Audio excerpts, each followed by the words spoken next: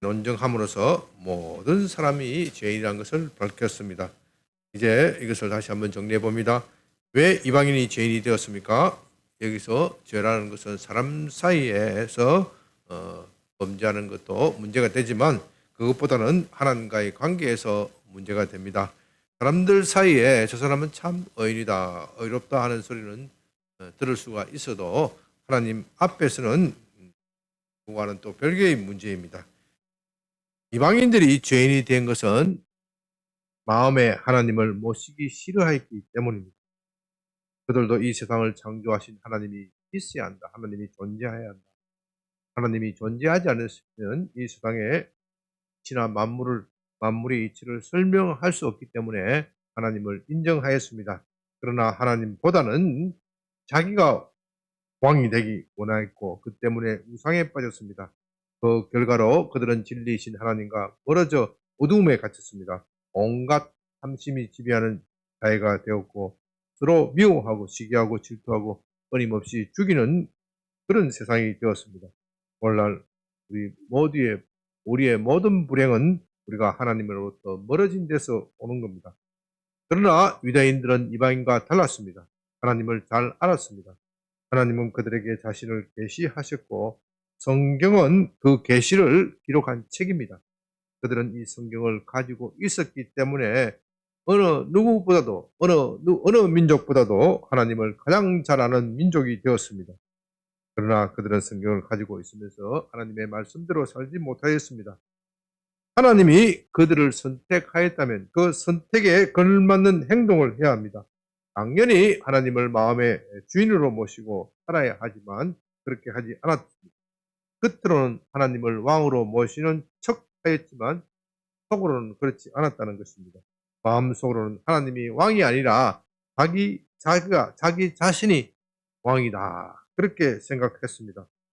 여러분, 어떤 신하가 진정으로 왕에게 충성할 마음이 없이 다른 사람들에게 보이기 위해서 왕에게 충성을 다 하고 있다. 그렇게 떠벌리고 다닌다면 그 사람은 정말 믿을 수 없는 사람입니다. 왕이 그 사람의 속마음을 안다면 그러면 영모죄로 다스려야 되겠다. 하나님, 그 왕의 진노를 면치 못할 것입니다. 사도는 유대인이 바로 그런 죄를 저지르고 있다. 그렇게 질책하고 있습니다. 그래서 유대인 또한 이방인보다도 나을 것이 없다는 겁니다. 그렇다면 이제 유대인들이 반발할 것입니다. 만일 사도의 주장이 사실이라면 유대인이 되는 것이 무슨 소용이 있겠느냐? 하나님의 선택을 받은 민족이 된다는 것 무슨 의미가 있느냐? 하나님의 언약이 백성이 된다는 것 아무 의미가 없다. 우리는 그 언약 때문에 숱한 고난과 고생을 겪어왔는데 우리가 이방인과 똑같다면 도대체 왜 고난을 받아야 하는가? 아마 그렇게 반발할 수 있습니다. 누가 율법의 전부를 지켰다고 말할 수 있겠습니까? 더구나 예수는 율법의 외향보다는 내면이 더 중요하다고 강조하였습니다. 그러나 마음속에서 죄를 짓지 않는 사람이 어디 있겠습니까? 그렇다면 하나님은 우리에게 처음부터 우리가 지킬 수 없는 율법을 주시면서 그 율법을 지키면 복을 주신다. 그렇게 약속하신 것이 됩니다.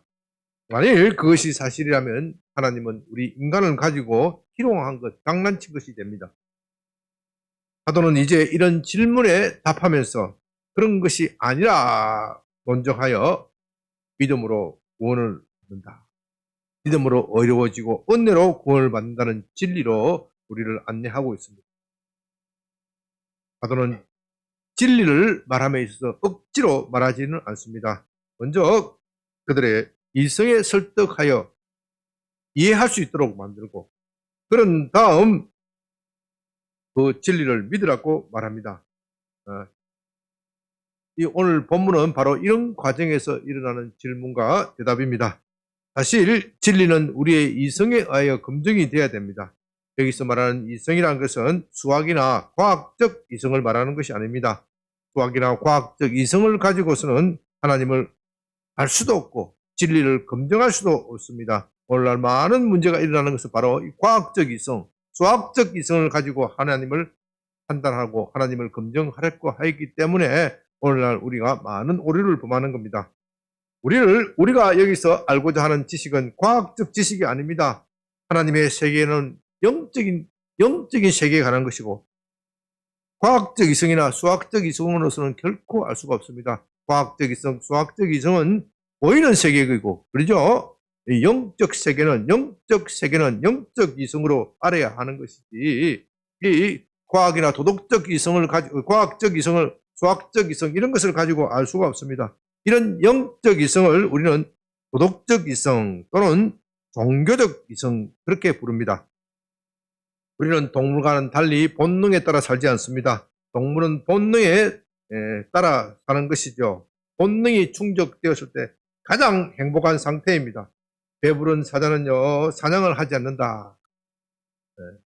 멋있는 말 같지요. 제가 고려대학교 처음 입학했을 때 호랑이는 굶주려도 풀을 먹지 않는다, 그런 말을 해요. 참 멋있는 말인데요. 왜 호랑이가 풀을 먹지 않습니까? 풀을 먹으면 소화가 안 되는데 왜 먹어요? 멋있어서 그런 게 아닙니다. 배부른 사자는 옆에 먹이가 있어도 잡아먹지 않는다. 사자가 그 연약한 동물을 자비롭게 여기기 때문이 아닙니다. 배부른데 사냥하면 귀찮지요. 불행한 거예요. 그렇기 때문에 안 잡아먹는 걸 뿐입니다. 반면에 사람은 본능이 아니라 자기의 이성에 따라 행동합니다. 배가 고파서 굶어 죽을 지경이 되어도 나보다 더 딱한 사람을 만나면 그 사람을 도와야겠다, 그렇게 마음을 먹으면 자기에게 남은 마지막 음식까지도 내어줄 수 있는 것이 사람입니다. 그건 동물의 세계에서 절대로 있을 수 없는 일입니다. 오직 인간만이 그렇게 하는 겁니다. 그리고 이런 이성은 과학적 이성이 아니라 도덕적 이성입니다. 도저히 과학으로서는 설명할 수가 없는 겁니다. 또 우리는 이성을 가지고 참된 신을 분별하고 그분께 경배합니다. 종교적 이성은 우리에게 하나님을 경배해야 한다, 그렇게 말하고 있습니다. 또 무엇이 참 하나님이신지 무엇이 거짓인지 그것을 말합니다. 이건요, 우상 숭배자도 그런 것을 가지고 있습니다.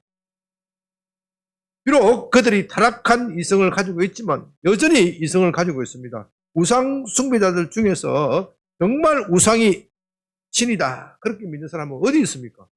단지 그들이 만들어 놓은 우상에 신이 깃들여 살고 있다, 그렇기 때문에 그게 절하는 것이죠. 그렇기 때문에 이 타락한 우상 숭배자라고 할지라도 여전히 이성을 가지고 있습니다. 우리는 그런 이성을 가지고 있기 때문에 하나님을 경배할 수 있고, 하나님은 그런 인간의 경배를 기쁘게 받으십니다. 만일 우리가 본능에 의하여 동물처럼 자동적으로 때가 되고 시간이 되면 하나님을 경배한다, 그렇게 생각하면 하나님이 그 경배를 기쁘시게 받을 수 있겠습니까? 얼마나 재미가 없겠습니까? 그러나 우리의 이성에 의해서 결단을 하고, 비록 내가 이렇게 하면은 내게 손해가 간다고 할지라도 나는 하나님을 섬기는 것이 맞다, 그렇게 생각하고 그렇게 결단하고 하나님께 경배를 드릴 때 하나님은 그 경배를 얼마나 기쁘시게 받으시겠습니까? 이제 사도는 우리 인간이 그런 이성을 가지고 던지는 질문에 대하여 기꺼이 대답하고 있습니다. 그래서 그들에게 진리에 도달할 수 있도록 그렇게 만들고 있습니다. 그렇게 함으로써 우리가 참된 믿음을 가질 수 있도록 도와주고 있습니다. 우리는 이런 것을 본받아야 됩니다. 진리는 이성을 무시하는 억지가 아닙니다.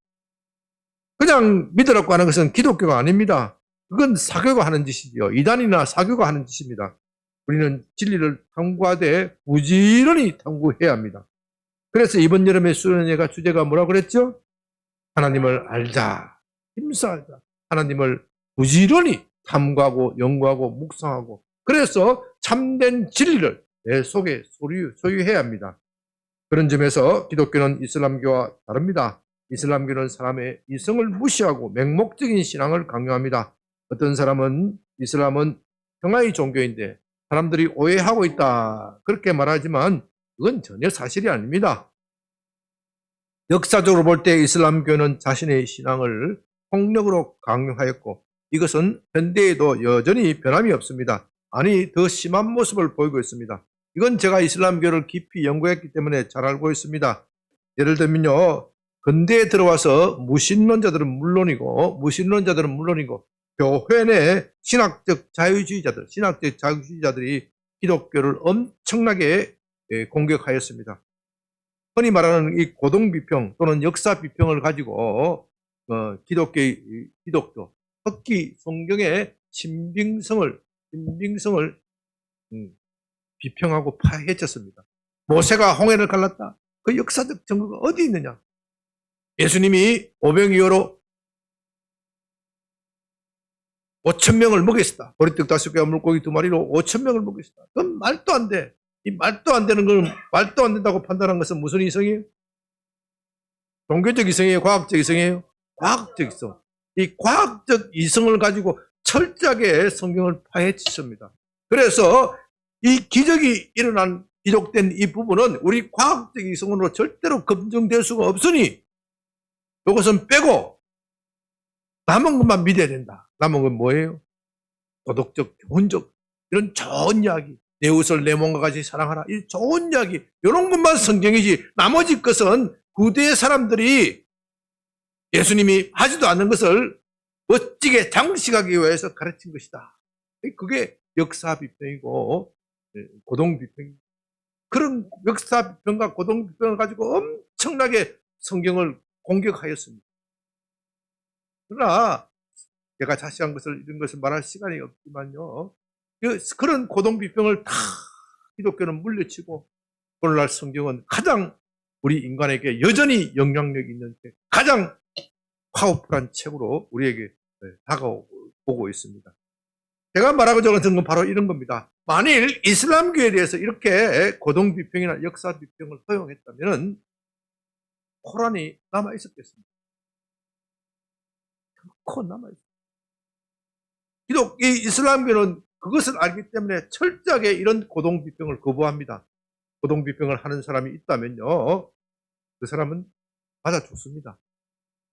그래서 이 서구에 나와 있는 이슬람 학자들, 그들은 기독교인 아니고 이슬람 교인입니다. 이슬람 교인들이 이 서구에 있는 학자들이 이슬람교와 기독교를 비교해서 하는 이야기가, 야, 우리 이슬람교가 왜 이렇게 낙후된 종교로 남아있느냐. 기독교는 고동비평을 허용하면서 철저하게 하나님께서 너 검증하려면 검증해보라. 이렇게 하고서 왔기 때문에 정말 기독교가 엉망인 것 같고 아무것도 아닌 것 같지만은 그 폐허 속에서 다시 살아남고 하나님의 말씀은 다시 하나님의 말씀으로 검증되고 입증이 됐는데 우리 이슬람교는 그럴 시간이 없다. 그렇기 때문에 이슬람교가 여전히 낙후된 종교로 남아있다. 그렇게 서구에 있는 이슬람 학자들은 다 이구동성으로 그렇게 말합니다.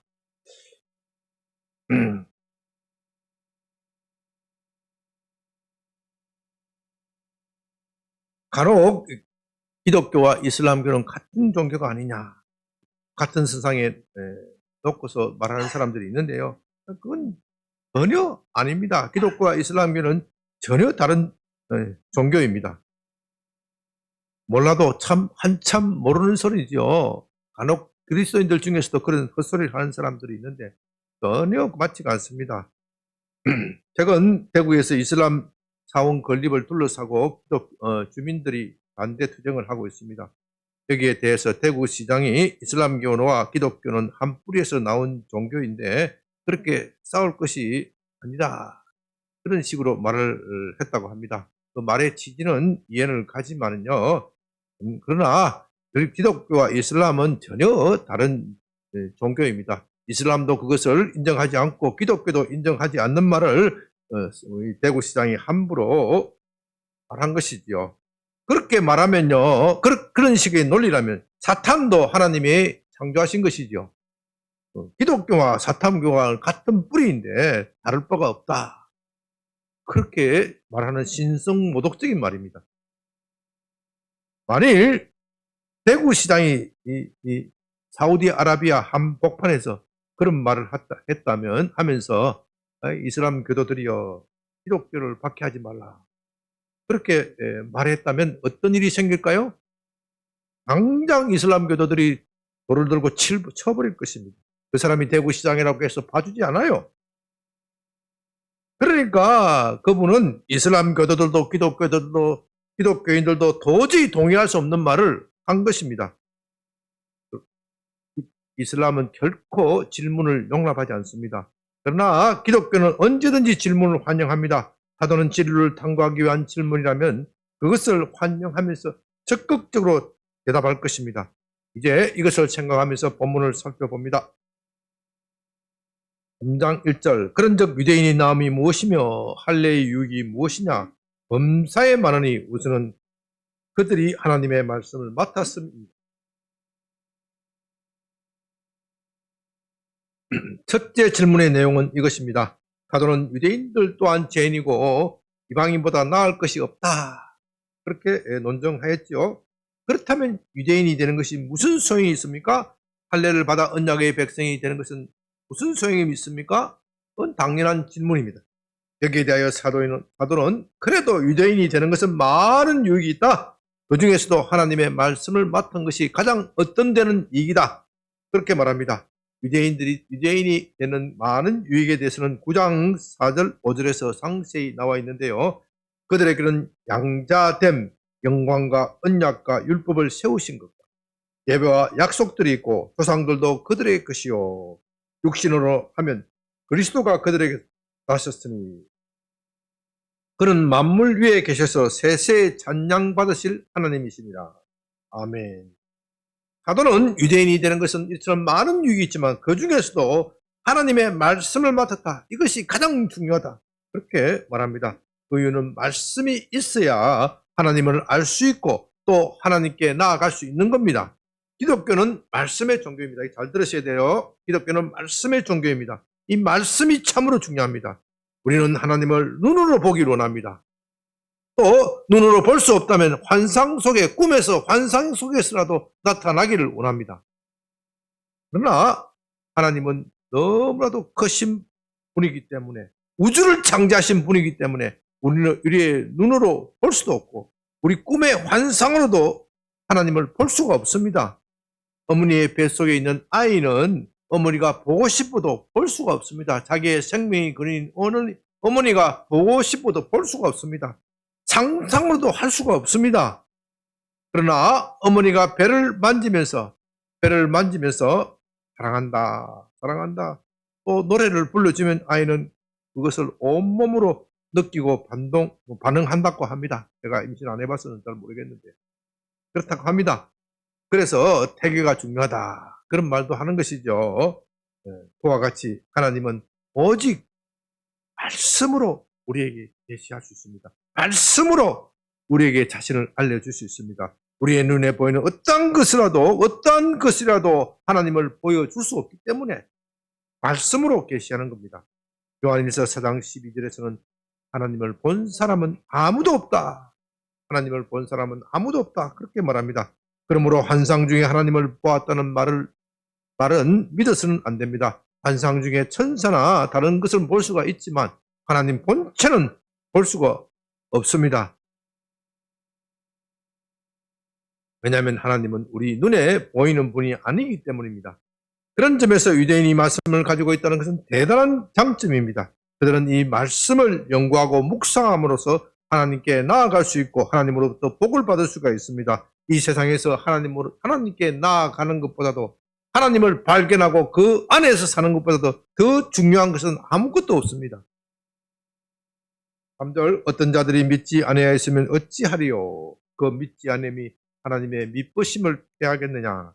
그럴 수 없느니라. 사람은 다 거짓되되 오직 하나님은 참되시다 할지어다. 기록된 바 주께서 주의 말씀에 어렵다 함을 얻으시고 판단 받으실 때 이기려 하심이라 함과 같으니라. 이제 사람들은 사도의 이러한 답변에 만족하지 않고 계속 질문합니다. 두 번째 질문은 그 내용이 얼른 이해하기가 좀 어렵고 설명이 좀 필요합니다. 그 내용은 이런 겁니다. 당신은 유대인의 장점이 하나님의 말씀을 맡았다. 그렇게 설명하였습니다. 그것은 옳고 동의할 수 있습니다.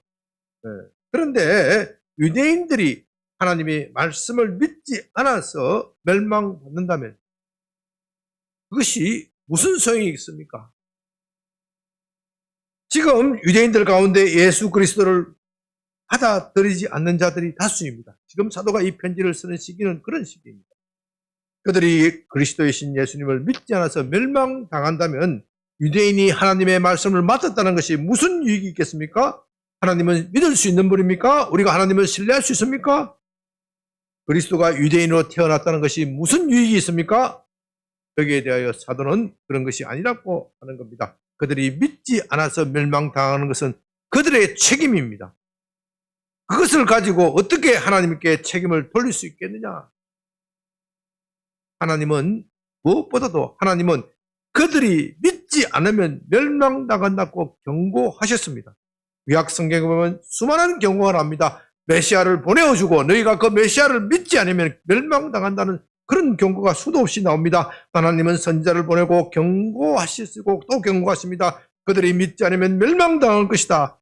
예레미야서 우리가 토요일 날 예레미야서를 살펴보고 있는데 정말 하나님은 예레미야뿐만 아니라 그 앞에 있는 많은 선지자를 보내고 또 보내시면서 그들에게 경고하고 경고합니다. 그런 상황에서 믿지 않는다면 어떻게 하나님의 책임으로 돌릴 수 있겠습니까? 그건 사람의 책임입니다. 그러므로 하나님의 말씀은 참됩니다. 우리는 그 하나님을 신뢰할 만합니다.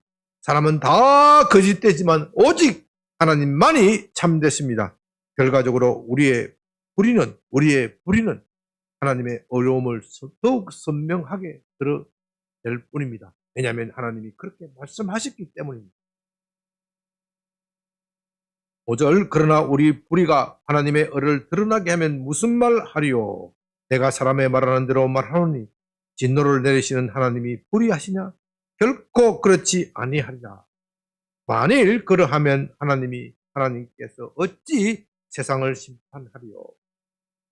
이제 세 번째 질문은 이런 것입니다. 방금 사도는 하나님은 사람은 다 거짓되고 하나님만이 참되시다. 그것을 논증하였습니다.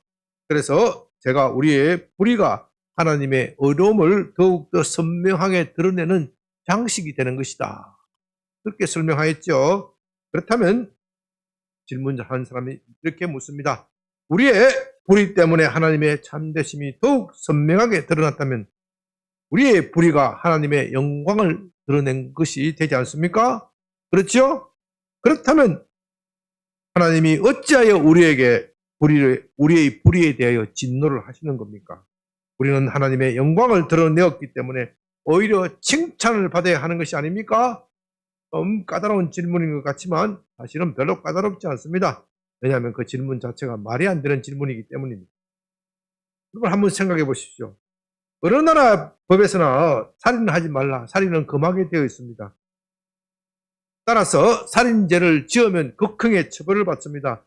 그런데 이 단순한 법도 제대로 시행되지 않는 나라가 시행되는 바보다 훨씬 많아요. 뭐 때문에 시행이 안 돼요? 깡패가 지배하는 나라, 범죄 집단이 지배하는 나라, 살인해도 처벌이 안 돼. 또 관리들이 부패한 나라, 살인죄를 지어도 어떤 나라를 특정하면 상처를 입을까 싶어서 말을 안 하겠네.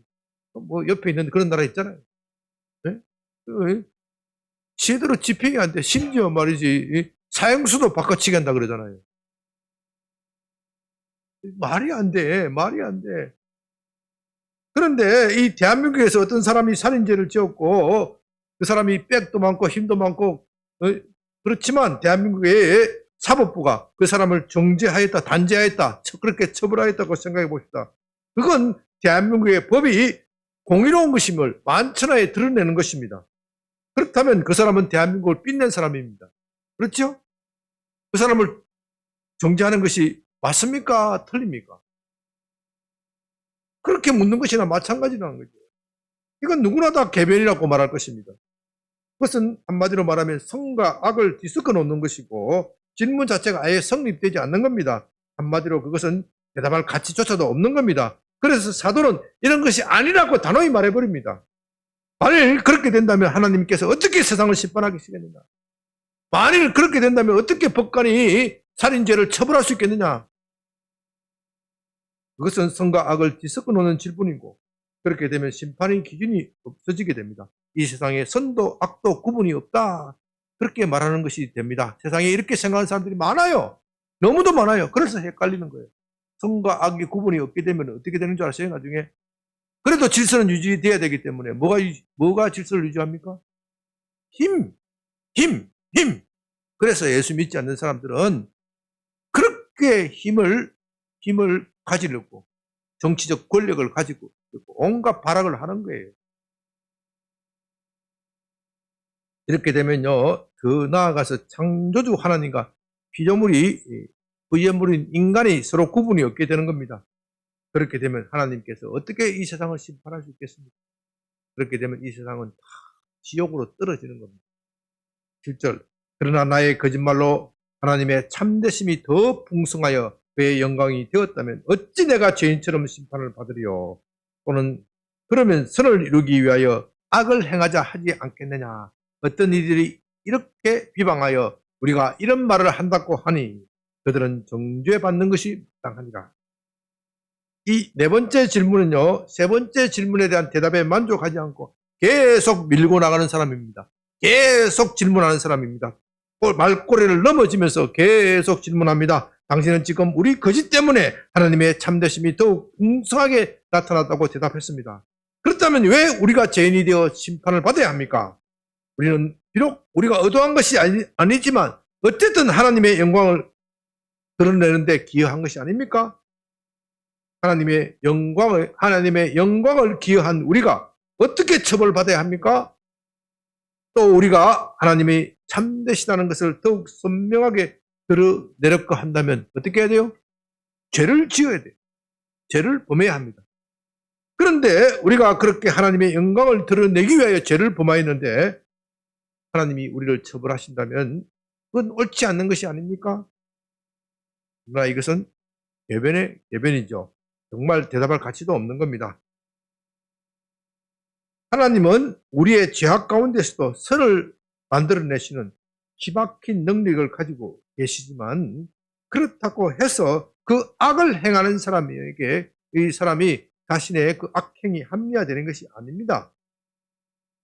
더욱 심각한 문제는요, 어떤 사람들은 사도가 그렇게 가르치고 있다, 그렇게 떠들고 다녔다는 것입니다. 그래서 나중에 6장을 강의할 때 자세히 살펴볼 것인데요. 6장 1절에 이런 말이 있습니다. 그런즉 무슨 말하리요? 은혜를 더하렵고 죄에 거하겠느냐? 이것은 무슨 말이냐면요, 간단하게 말씀드리면 사도는 지금 은혜로 구원을 받는다, 그렇게 설파하고 있습니다. 은혜는 누구에게 오는 겁니까? 죄인에게 오는 겁니까? 의인에게 오는 겁니까? 아니죠. 죄인에게 오는 거예요. 의인에게 받는 것은 당연한 것이고 당연한 자기 품삯이고 일도 안 한 사람에게 주는 것은 은혜예요. 하나님의 은혜를 받을 자격이 없는 사람에게 받는 것이 은혜예요. 그러니까 은혜는 누구에게 온다고요? 죄인에게 오는 거예요. 그래서 사도는 지금 죄인에게, 우리가 죄인이라는 것을 계속 논증하는 거예요. 그렇다면 우리가 죄인이 되었다면 우리가 하나님의 영광을 드러내는 기회가 되는 겁니다. 하나님은 자비롭고 은혜로우신다는 것을 드러내는 기회가 되는 겁니다. 그러니까 우리가 그것을 드러내기 위해서 어떻게 해야 된다고요? 이 사람들이 말하는 것은 죄를 짓자. 사도가 그렇게 가르쳤다. 그렇게 말하는 겁니다.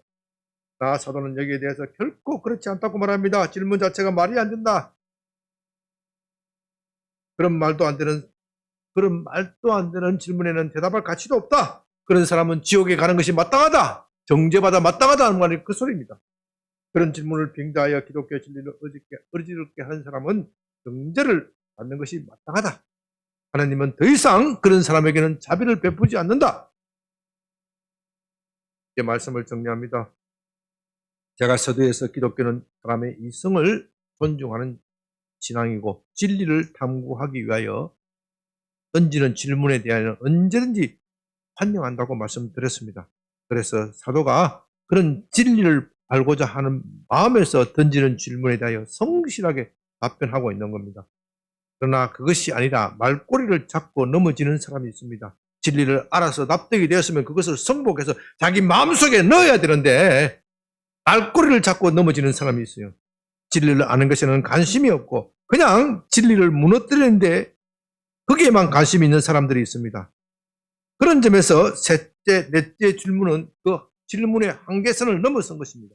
첫째, 두 번째 질문은 우리도 신앙생활을 하면서 얼마든지 가질 수 있는 의문입니다. 사도는 그런 의문에 대한 성실하게 답변하고 있습니다. 그러나 셋째, 네 번째 질문은 그 자체가 말이 안 되는 것이기 때문에 단호히 안 된다, 안 된다. 너 계속 질문하면 어떻게 된다고요? 지옥 간다, 정죄받는다. 함부로 그런 소리 하지 말라. 그렇게 말하는 겁니다. 그렇다면 사람들은 왜 이렇게 말도 안 되는 질문을 계속하고 있습니까? 그 이유는 진리를 알고자 하는 것보다는 파괴하고 싶기 때문입니다. 그렇게 함으로써 자기가 하나님보다 더 옳다는 것을 보여주고 원하는 그 마음 때문입니다. 이것이 모든 죄의 뿌리입니다. 진리는 하나님이 결정하는 것이지 우리가 정하는 것이 아닙니다. 하나님은 인간을 창조하시는 분이고 창조하신 분이고 우리는 그분의 피조물입니다. 피조물인 우리가 어떻게 진리를 결정할 수 있겠습니까? 진리는 오직 하나님만이 결정하시는 것입니다. 그리고 우리는 하나님이 정하신 그 진리에 따라 거기에 순응하여 사는 것입니다. 이것이 지혜입니다. 이것이 바로 하나님을 두려워하는 것이고 참된 지혜입니다. 하나님을 두려워하지 않으면 지혜도 없는 겁니다. 53장 1절, 시편 53장 1절에서 어리석은 자는 그의 마음에 이르기를 하나님이 없다 하는도다 그렇게 말씀하셨습니다. 인간이 아무리 지식을 쌓고 학문을 연구한다 하더라도 그 마음에 하나님이 없으면 어리석은 자가 됩니다. 다시 말해서 과학적 지성, 수학적 지성을 아무리 많이 쌓더라도 아무리 연마하더라도 신앙적 지성, 도덕적 지성이 없으면 어리석은 사람이 되는 겁니다. 그가 쌓은 학문이나 지식이 그를 이롭게 하는 것이 아니라 오히려 해를 끼칩니다. 요즘 AI 때문에 온 세상이 발칵 뒤집어졌습니다. AI는 어떻게 보면 지금까지 인류 문명이 발전시켜온 최고라고 말할 수 있습니다. 그러나 AI가 인간을 이롭게 하는 것이 아니라 인류를 망칠 수도 있다 하는 우려가 점점 확산되고 있습니다. 최근에 미국에서 AI를 가지고 실험을 했다고 그러지요. 전쟁 실험을 했다고 합니다. 그런데 AI가 그 명령을 내리는 사람을 죽여버리더라. 그런 실험 결과가 나왔다고 합니다. 왜냐? 처음에 입력된 그 명령에 충실하다 보니까 그 사람을 어떤 조건 속에서는 파괴하지 말라 이렇게 했는데 그 명령을 안 듣고 맨 처음 그 명령을 수행하기 위해 두 번째 명령 내리는 이건 장애물이니까 죽여야 된다. 그렇게 됐다는 겁니다. 그러니까 이 AI가 얼마든지 우리를 해치는 수단이 될 수가 있습니다. 그래서 어떤 사람은 인류가 AI를 확실하게 통제할 수단을 가질 때까지 그 연구를 멈추자. 그렇게 과학자들이 제안하고 있습니다. 그러나 그건 잘 안 될 겁니다. 왜냐하면 인류가 언제 AI를 확실하게 통제할 수 있는 수단을 가지게 될 수 있습니까? 그건요, 과학으로 해결될 수 있는 문제가 아니고 도덕적인 문제잖아요. 저쪽에서 연구를 멈추고 있으면 한쪽에서 뭐라고 그러겠어요? 잘 됐다. 내가 세상을 지배하기 위해서는 그래도 도덕적인 사람인 척 하는 사람들이 연구를 멈추고 있을 때 이때 부지런히 이때가 기회다. 그렇게 생각하지 않겠어요? 그러니까 이런 제안은 아예 성립될 수가 없는 겁니다. 우리는 오직 하나님만이 결정권자라는 것을 믿어야 합니다. 그리고 그것이 가장 안전합니다. 그런데 오늘날 사람들은 이런 말을 들으면 즉각 반발합니다. 왜 중세시대의 캐게 묶은 사상을 가지고 이 계명천지 세상에서 말하고 있습니까? 그렇게 거세게 반발합니다. 그러나 그런 것이 아닙니다. 진리는 사람이 결정하는 것이 아닙니다. 사람이 결정하여 하나님에게 따라오라. 내가 결정했으니 따라오라. 그렇게 말한다면 누가 하나님입니까? 누가 하나님인 거예요? 사람 자기가 하나님인 거예요. 그런데 오늘날 기독교를 믿어도 이런 식으로 믿는 사람이 너무나도 많습니다. 자기의 삶의 모든 문제를 자기가 다 결정해 놓고 하나님 내게 따라오십시오. 내게 축복만 해주시고 얼른 떠나십시오. 그것을 신앙이라고 착각하는 사람들이 너무나도 많다는 겁니다. 그러나 그 사람은 믿는 것이 아닙니다. 참된 신앙은 자기 마음의 왕자를 하나님께 내어드리고 그 왕이 말씀하시는 것은 모두 예스, 모두 예스라고 말하는 것입니다. 그래서 사도는 그리스도 안에서 모든 것이 모든 것이 예수님이 말씀하시는 모든 것이 예라고 말하는 겁니다. 그런 점에서 하나님만이 참됩니다. 왜냐하면 하나님만이 진리를 결정하실 수 있기 때문입니다. 하나님만이 선악의 기준을 결정하실 수 있습니다. 그렇기 때문에 하나님이 말씀하는 모든 것은 진리이고 선입니다. 참으로 감사한 것은 하나님은 그 결정권을 우리를 위하여 사용하신다는 겁니다. 하나님은 은혜롭고 자비롭습니다. 은혜롭고 자비로우신 분은 무엇인가를 결정하실 때 항상 우리의 행복을 먼저 배려하십니다. 이것이 우리 신앙의 근거입니다. 이것이 우리가 안전하게 살 수 있는 근거입니다. 우리의 믿음의 근거는 내가 잘 믿기 때문에 잘 믿어서 하나님이 그것을 축복하시는 것이 아니라 하나님이 은혜롭고 자비로우시기 때문에 나를 언제나 동정하시고 불쌍히 여기시는 그 하나님의 성품에 달려있는 겁니다. 인간은 변덕을 부립니다. 아무리 좋아하는 사람도 사랑하는 사람도 때로는 실증이 납니다. 흔히 하는 말로 갈아타고 싶은 생각도 들 때가 있습니다. 아무리 인고 같은 부부도 그 속마음을 아무도 알 수는 없는 겁니다. 그러나 하나님은 진실하십니다. 하나님은 겉모양과 속마음이 똑같습니다. 한번 하신 말씀을 자신에게 불리하더라도 반드시 지키십니다. 그 불변하는 마음으로, 변치 않는 마음으로 우리를 사랑하시고 또 자비를 베푸십니다. 그런 점에서 하나님은 김정은과 같은 독재자와는 다릅니다. 하나님도 독재지요. 하나님도 독재지만 그러나 질이 다릅니다. 북한 김정은 오직 자기 기분에 따라 삽니다. 아무리 충성을 다하더라도 한번 눈에 벗어나면 한번 변덕을 부리면 그동안 쌓아왔던 것이 어떻게 돼요? 무너지는 겁니다. 한번 변덕을 부리면 총살을 당하고 또 요독수용소, 강제수용소에 끌려갈 수 있습니다. 그러니까 얼마나 그렇게 사는 사람들이 불안하겠습니까? 제가요, 김정은이 여동생 누구죠? 김여정이 뭘 들고 다녀요? 네? 뭐 들고 다녀요? 잿더리 들고 다니잖아요. 잿더리 들고, 아유, 참 불쌍하다. 왜, 김여정이 왜 그랬겠어요? 왜 그랬겠어요? 권력의 생리를 너무너무 잘 알기 때문에. 네. 저 인간이 내 오빠지만은 한번 눈에 벗어나면 나도 살아나간다. 그런 거예요. 권력의 속성을 너무나도 잘 알고 있기 때문에 그런 짓을 하는 겁니다. 그러니까 김여정은 내가 볼 때는 속으로 충성을 안 할 거야. 절대로 충성 안 하지. 얘만 있으면 엿벗고. 저는 얼마나 불안합니까? 인간 독재자 밑에 있는 것은 정말로 불안합니다. 자, 우리는 하나님은 봅니다. 하나님은 은혜롭고 자비롭고 언제나 진실하십니다. 변함이 없습니다. 그렇기 때문에 우리가 이런 하나님을 모신다는 것은 참으로 안전하고 다행스럽고 감사하고 기쁜 일입니다. 아멘. 지난주에도 저는 참으로 하나님은 하시고 변함이 없다 그런 것을 경험하였습니다. 오늘 우리 이민숙 권사님 남편 요상 씨 병원에 입원해서 못 나오시는데요. 남편분은 6.25 전쟁에 참전 하신 분이고 오른쪽에 통이 반통이 되어서 오른팔이죠. 절단되어 버렸어요. 제가 보니까 완전히 절단되어 가지고 몸이 날아가 보시고 골목부터 끊어졌어요.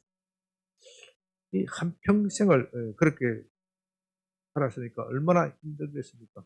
요즘은 그래도 뭐 의족도 잘 발달되고 그렇게 하지만 옛날에는 뭐 찼어요?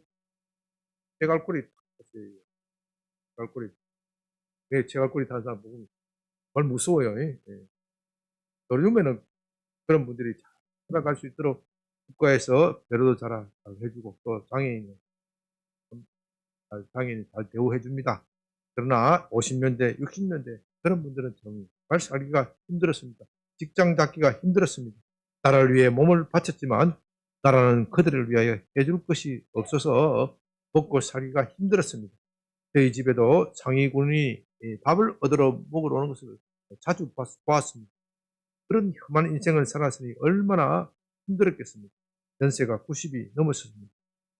그래서 돌아가시기 전에 예수 믿고 구원을 받았으면 좋겠다. 그런 마음으로 제가 여러 차례 신방을 갔습니다. 그러나 복음을 잘 받아들이지 않습니다. 이렇게 말씀드릴 때는 고개를 끄덕끄덕하고 믿는 척 하지만 믿지 않더라고요. 마음속으로 그렇게 생각하는 것 같아요. 나라를 위해서 몸을 바친 내가 무슨 죄인이냐? 내가 무슨 죄인이냐? 나는 의인이다. 그렇게 생각하시는 것 같아요. 또 마음에 상처가 있어서 그런지 자신이 죄인임을 절대로 인정하지 않았습니다. 그래도 목사가 오는 것은 되게 반가워하더라고요. 그래서 그런 것 같아요.